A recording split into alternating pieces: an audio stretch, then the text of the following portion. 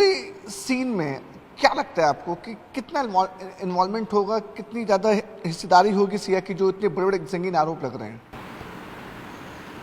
मैं इसमें कुछ बता नहीं सकती हूँ सर।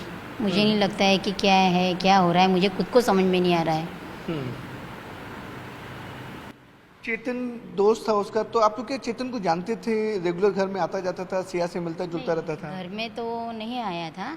हाँ, टूर्नामेंट में मिले थे वो पता था मुझे बस। बाकी इतनी कोई दोस्ती का नहीं था। ओके।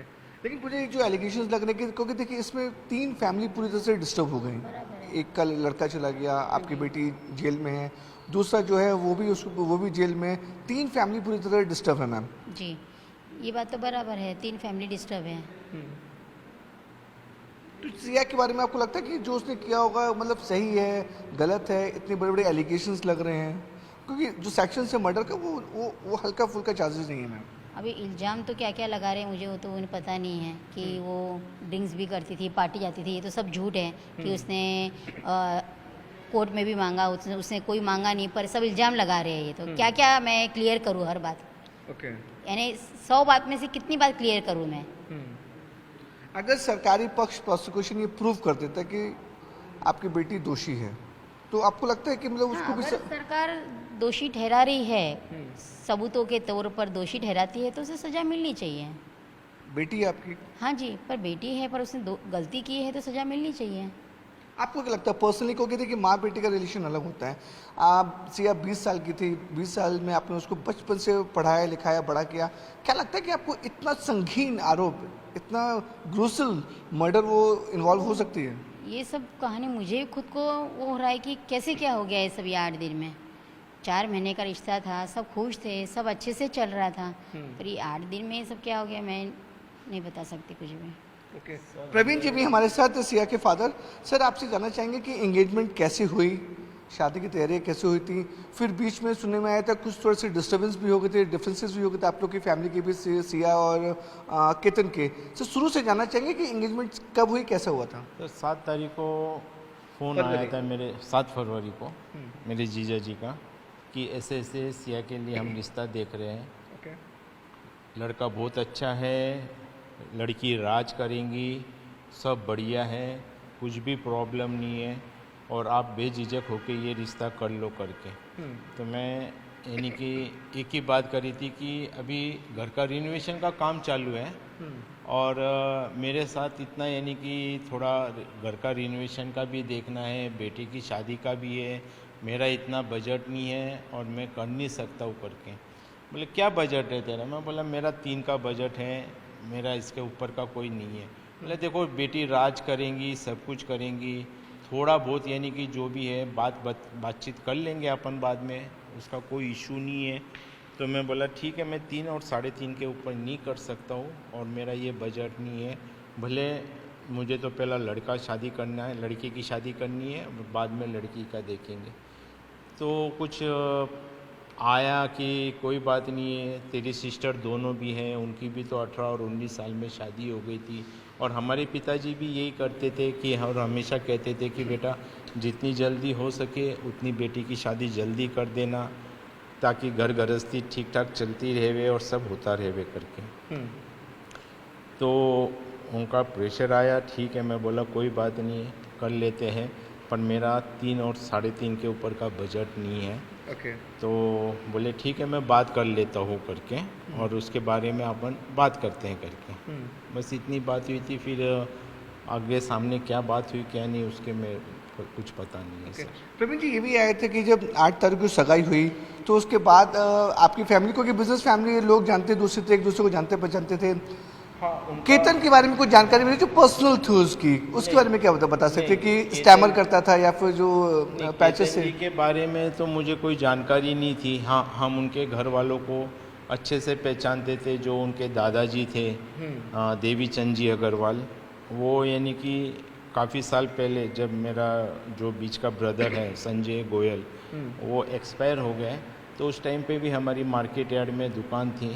तो उस टाइम से यानी कि उनकी तुलजापुर में दुकान थी, तो अच्छी खरीदी वगैरह करने के लिए आते थे, और वो मेरे भाई साहब को अच्छे से मानते थे और हमारे पास से पूरी खरीदी करके लेके जाते थे। ओके। और उनका कभी कोई इशू नहीं है इस चीज़ पे। अच्छी फैमिली है, बहुत बढ़िया फैमिली है। और कुछ ये नहीं कि काफ़ी साल पहले वो पुणे में शिफ्ट हुए थे, बस इतना ही ये नहीं कि पता है जी। ओके। प्रवीण जी, ये है कि जब सगाई हुई थी तो सगाई के बारे में आप लोगों को कीर्तनगढ़ में आप कोई जॉइंट फैमिली है, सब लोग एक दूसरे की बिजनेस में जानते पहचानते, कीर्तनगढ़ में कुछ पर्सनल चीज़ें पता चली कि वो हक लाता है, विग लगाता है, इसकी ये टॉपिक क्या था? 5 फरवरी को जो मेरे पास रिश्ता आया था, उसके बाद में कुछ मुझे 8 तारीख को पता चली, फरवरी में 8 फरवरी को ही मुझे पता चली किसी परिवार की तरफ से कि ऐसे ऐसे प्रॉब्लम है करके। और सिया ने क्या देख के यानी कि ये किया है करके क्लियर। क्या प्रॉब्लम हुई थी, क्या सुनने में आया था? सुनने में बस ये कि थोड़ा एक वीक लगाता है करके, पेच लगाता है और थोड़ा बीच बीच में हकलाता है करके। तो हमने एक दिन बीच में थोड़ा यानी कि डिले कर दिया था कि भाई पहले इसकी इंक्वायरी करते हैं करके और बाद में फिर जो भी है आगे का कदम उठाएंगे। तो एक दिन हमने डिले कर दिया था ये प्रोग्राम। तो ये सारी बातें आपने सिया को पता थी, सिया को जानकारी थी कि वो पैच लगाता है या जो स्टैमर करता है, हकलाता है? कीर्तन जी ने बाद में बताया था उन्हें कि मैं पेच लगाता हूँ करके। ओके। तो उसको लेकर आप लोग थोड़े से सेटिस्फाई नहीं थे, लेकिन सिया ओके थी? सिया ओके थी। सिया ने उसकी वाइप सेट वगैरह जो साइड की जो वाइप सेट वगैरह थी वो खोली, उसने वो देखा कि हाँ भाई वो लड़का स्पीच दे रहा है, उसके बाल भी ठीक है, सब अच्छा है और मुझे कोई प्रॉब्लम नहीं है, आप ये रिश्ता पक्का कर लो पापा। तो मैंने सिया से पूछा भी, बेटा एक दिन और तेरे पास है, सोच समझ ले, जो भी है अच्छे से जवाब दे देना, अपन एक दिन डिले करते हैं, उसका कोई इशू नहीं है करके। तो सिया बोली नहीं पापा, मैंने वाइप सेट खोली, उनको भी समझा कि मैंने वाइप सेट खोली है उनकी, उनको भी कुछ समझ में आया है करके कि किसने खोली, क्या देखी करके। तो मैंने सिया को इतना ही पूछा, बेटा आपके पास एक दिन है, टाइम है, आप ज़रा देख लो, अगर आपकी हाँ होंगी तो यानी कि मैं आगे रिश्ते की बात करूँगा, नहीं तो नहीं करूँगा। तो सिया बोले नहीं पापा मेरी तरफ से ओके, नो प्रॉब्लम करके आप रिश्ते की बात कर लीजिए। चलिए, लेकिन अभी मैं इससे बात ये जो 18 जून को हुआ उसमें बड़े एलिगेशंस आपकी बेटी के ऊपर लगे कि उसने एक नहीं, दो नहीं, तीन बार उस मर्डर प्लॉट को अटेम्प्ट किया, तीसरी बार वो सक्सेसफुल हुई। मतलब आप सोच सकते हैं कि आपकी जो 20 साल की बच्ची है, 20 साल की बेटी है, 3 बार किसी को मारने की कोशिश करेगी, धक्का देकर पूरा प्लॉट रचेगी कि पूरे तरीके से कि प्लान इतना वो कर सकती है क्या? सर मैं ज़िंदगी में भी कभी ये बात नहीं सोच सकता हूँ।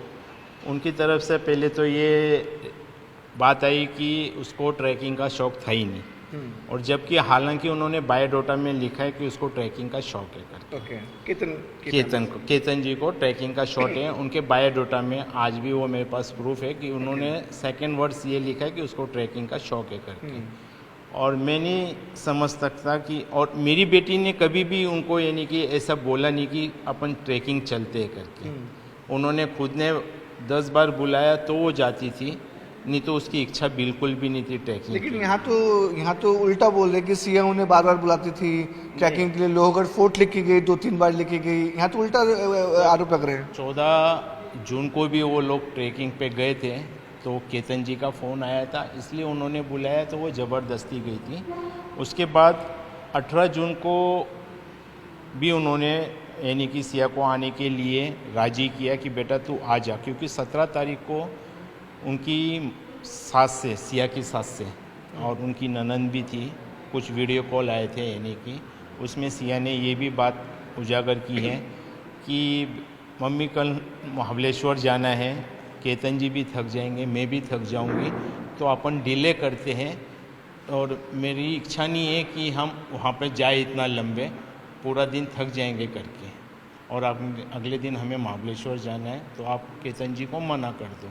तो राखी दीदी जो है उनकी सास, तो उन्होंने बोला कि बेटा कोई बात नहीं, उसका मन है, कुछ गिफ्ट देना चाहता है, कोई बात नहीं, आप चले जाना और आ जाना बेटा करके।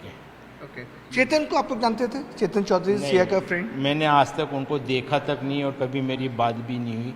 ये मैंने स्टेटमेंट में भी लिखा है कि मैंने चेतन को कभी देखा नहीं और आज तक मेरी उससे कभी मुलाकात भी नहीं। लेकिन पुलिस को जो लोहगढ़ में सीसीटीवी मिले हैं उसमें चेतन भी दिख रहे हैं, सिया भी दिख रही है और पुलिस का दावा है कि वो इशारा करके बुला रही है फिर ऊपर लेके जाती है, तो कुछ ना कुछ तो रिलेशन होगा सिया और चेतन में। सर उसके बारे में कुछ भी पता नहीं है मुझे और मेरी नॉलेज में ये बात कुछ भी नहीं है।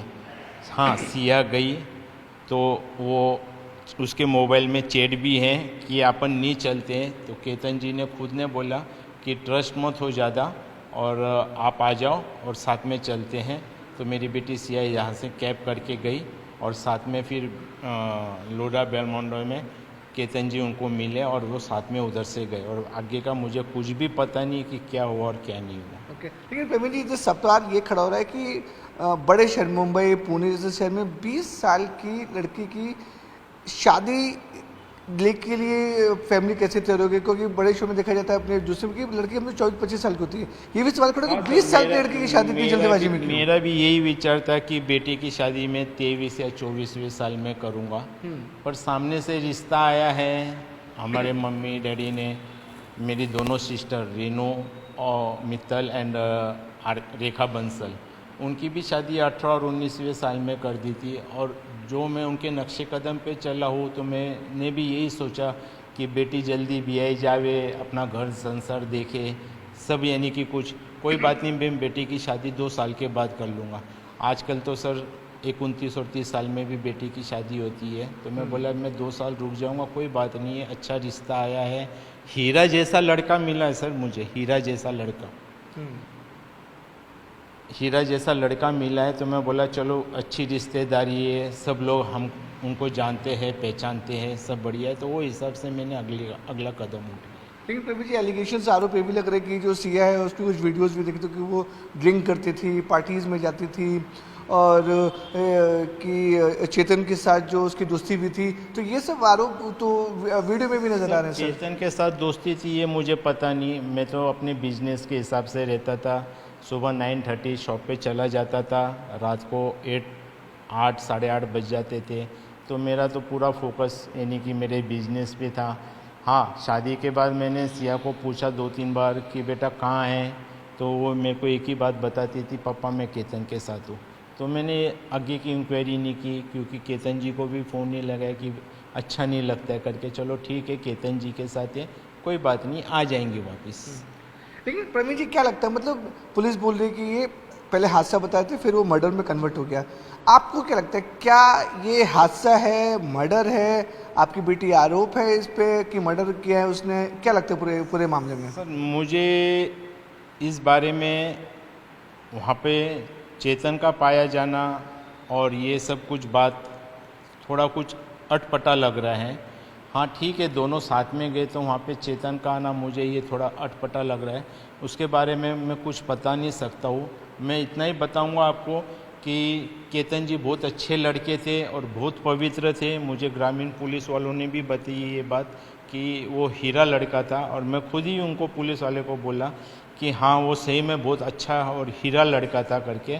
उसके साथ जो ये हुआ है वो बहुत बुरा हुआ है, भगवान किसी दुश्मन के साथ भी ऐसा काम नहीं करे करके। लेकिन प्रवीण जी जिस तरह से जो आपको लगता है कि आप चेतन को जानते नहीं थे, आपके बेटे टूर्नामेंट खेलते थे, क्रिकेट खेलते थे, सिया की दोस्ती भी थी, क्या चेतन ने उसको अपने वश में कर लिया था कि जो मैं बोलूँगा वो करेगा, इस टाइप का आपको लग रहा है अभी पूरा कुछ? नहीं सर, इसके बारे में मुझे कुछ पता ही नहीं ना, क्योंकि मैंने आज तक यानी कि चेतन का नाम सुना ही नहीं, उसका कोई फ्रेंड है या ये है तो मैंने कभी कुछ सुना ही नहीं सर। अगर मेरे नॉलेज में कुछ बात आती तो मैं मेरी बेटी को धमकाता था, बोलता था बेटा व्हाट इज़ दिस, ये क्या चल रहा है आपका रिश्ता पक्का हो गया करके, आप थोड़ा सोचो समझो करके।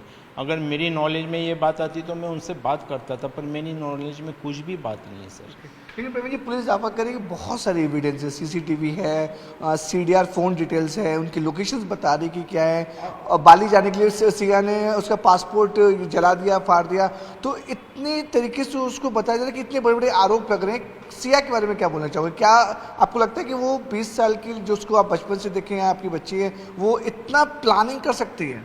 नहीं सर, मुझे नहीं लगता है कि वो इतना प्लानिंग कर सकती है करके, बिल्कुल भी नहीं।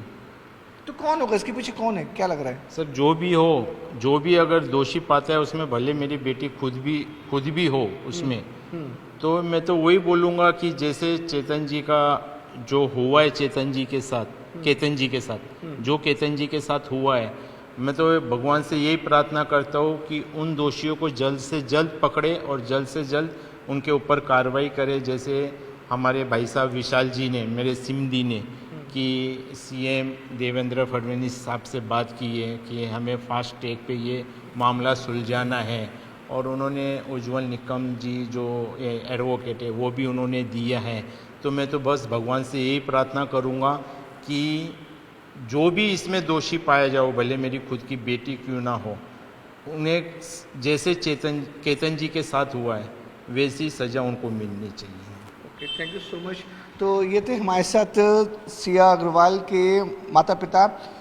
तो साफ तौर पे कह रहे कि जो केतन थे बहुत ही पवित्र लड़का था, अच्छा लड़का था, फैमिली भी मान रही है, और फैमिली ने साफ तौर पर कि चेतन को नहीं जानते थे, कहाँ से उनके रिलेशन हुए। सिया की फैमिली बार बार बोल रही है कि जिस तरीके से इसकी केतन की हत्या हुई है उसमें जो भी दोषी हो या उनकी बेटी क्यों न हो, उसके खिलाफ सख्त से सख्त कानूनी कार्रवाई होनी चाहिए। पुणे से कैमरामैन राजेश सापरे के साथ विवेक गुप्ता, न्यूज़ 18 इंडिया।